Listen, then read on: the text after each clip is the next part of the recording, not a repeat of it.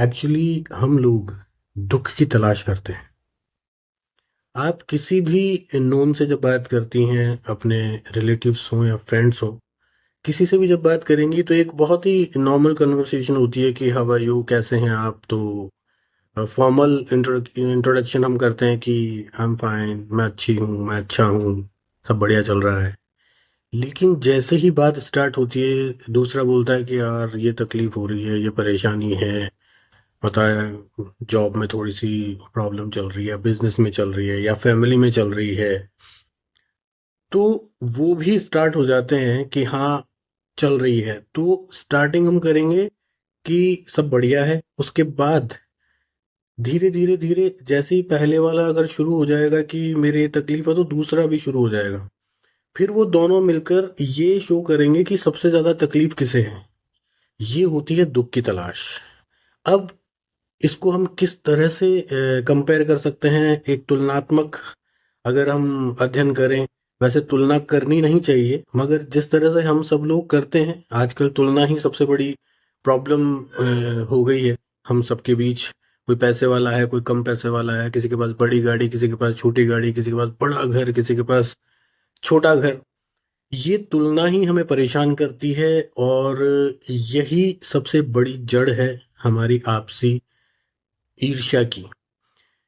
तो दुख की तलाश की अगर हम बात करेंगे तो हम क्या करते हैं कि एक इंसान है, उसके उंगली में जरा सा कट लग गया। सपोज करिए आप हैं, आप किचन में सब्जी काट रही हैं और आपके हल्का सा चाकू लग गया, तो वो आपके लिए बहुत बड़ी तकलीफ हो गई।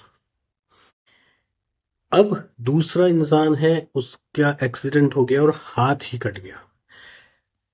अब आप किस तरह कंपेयर करेंगी कि वो ज्यादा तकलीफ में है या आप ज्यादा तकलीफ में है?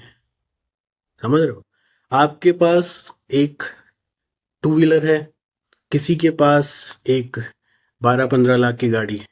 आप चाहती हैं कि आप एक कार खरीद पाएं, सेकंड हैंड ही सही, ऐसी भी 2-4-5 लाख की। वो सोच रहे हैं जिनके पास 12-15-18 लाख की गाड़ी है कि मैं 40-45 लाख 50 लाख की गाड़ी ले पाऊं, काश ऐसा हो पाए। वो उस तकलीफ में परेशान है और आप इस तकलीफ में परेशान हो। फिर तुलना कीजिए कौन ज्यादा परेशान है। तो ये वो चीजें हैं जिसको हम आपसी तुलना करके बहुत ज्यादा बड़ी बना लेते हैं। तो जैसे ही हम दुख की तलाश में निकलते हैं, दुख हमारे पास चलकर आता है। हम जिस चीज को अट्रैक्ट करते हैं वो ऑटोमेटिकली हमारी तरफ आ जाएगी। आपके पास जो भी उपलब्ध संसाधन हैं, जो भी आपके पास घर है, गाड़ी है, परिस्थितियां हैं, परिवार है, जो भी कुछ आपके पास है, वही सबसे जरूरी है और संपूर्ण है। प्रयास करते रहें, हम वो और पाने का प्रयास करते रहेंगे, लेकिन परेशानी में आकर नहीं कि उसके पास ये और ये। ईर्ष्या जब भी होगी तो समझिए कि आप कुछ प्राप्त नहीं कर पाएंगे। तो आज हम एक दूसरे से तुलना करते रहते हैं, ईर्ष्या करते रहते हैं, और फिर दुख की तलाश करते रहते हैं। चाहते सभी सुखी होना है, लेकिन जब किसी से बात करेंगे तो कभी ये नहीं बताएंगे कि मैं तो बहुत आराम में हूँ यार, आई एम फाइन, मेरा अच्छा जॉब चल रहा है या अच्छा बिजनेस चल रहा है, मेरे घर में सब बड़े प्यार से रहते हैं, बच्चे कहना मानते हैं, वाइफ मेरी बहुत अच्छी है, केयरिंग है, या फिर मेरे हस्बैंड बहुत अच्छे हैं। हम इन चीज़ों से सोचते हैं कि नज़र लग जाएगी, अगर हम ये सब चीज़ बोलेंगे तो हम कहीं ना कहीं परेशान ना हो जाएं। ये बैक ऑफ द माइंड हमारे चलता रहेगा, और ये होगा हमारे अवचेतन मन तक पहुंचाने वाला एक संदेश।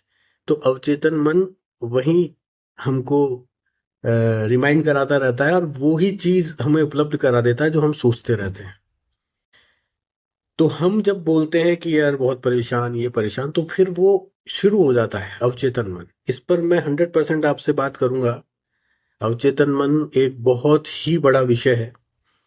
इसको अगर जिसने समझ लिया तो जिंदगी सफल हो जाती है। तो आज से ही कहना शुरू करें, सिर्फ फॉर्मेलिटी पे नहीं कि आई एम फाइन, मैं ठीक हूँ, बस बढ़िया चल रहा है। इसको कन्विक्शन के साथ कहें कि मैं एकदम सही हूँ, बहुत बढ़िया चल रहा है सब कुछ। तब देखिए आप जो परिवर्तन आता है हमारे भीतर, ये सबसे बड़ी आज की डेट में परेशानी है कि हम ये बोल ही नहीं पाते कि हम बहुत अच्छे से रह रहे हैं, कहीं कोई परेशानी नहीं, क्योंकि दिख रहा है सामने वाले को। आपके इर्द गिर्द देखते होंगे ना आप कि कुछ लोग बहुत अच्छा जीवन जी रहे हैं और वहीं कुछ लोग थोड़ा सा तकलीफ में हैं। कभी उनके बीमारी है घर में, तो कभी आपसी तकरार है, तो कभी करियर की प्रॉब्लम, तो कभी क्या दिखती हुई चीज। ऐसा नहीं है कि कोई हिडन में किसी के इंटरनल चल रहा है और हम उसी का कयास लगा रहे हैं। जो दिखता है बाहर से कि अरे उनके तो ऐसे हो गया, अरे उनके डिवोर्स हो गया बच्ची के या बच्चे के, अरे उनके एक्सीडेंट में उनकी मौत हो गई किसी की, ये सब चीजें जब हमें दिखाई दे रही है तो सर्टनली वो तकलीफ में है, परेशानी में। वैसे हर इंसान में कुछ ना कुछ परेशानी चल रही है, सबको कुछ चाहिए वो नहीं मिल पा रहा है। और ऑब्वियस सी बात है कि जब हम जो चाहते हैं वो अगर नहीं अचीव कर पा रहे हैं तो एक परेशानी है, एक तकलीफ है। लेकिन किस हद तक, वही बात आती है कि 20-25 लाख की गाड़ी है और आप 40-50 की चाहते हो, तो वो बहुत बड़ी तकलीफ नहीं है आपकी, बिल्कुल भी नहीं है, अगर आप मान रहे हो तो। हाँ, एक पैदल इंसान चल रहा है, साइकिल पर चल रहा है, बहुत मेहनत कर रहा है और वो टू व्हीलर नहीं खरीद पा रहा है, टू व्हीलर पर है तो एक नॉर्मल सी गाड़ी नहीं खरीद पा रहा, वो समझते हैं कि हम थोड़ी बड़ी तकलीफ हो सकती है आज के परिदृश्य में, अगर हम देखें तो, कि जहाँ सबके पास आज कोई कमी नहीं है कि चाहे वो लोन लेकर ही ले, गाड़ी ले ही सकता है।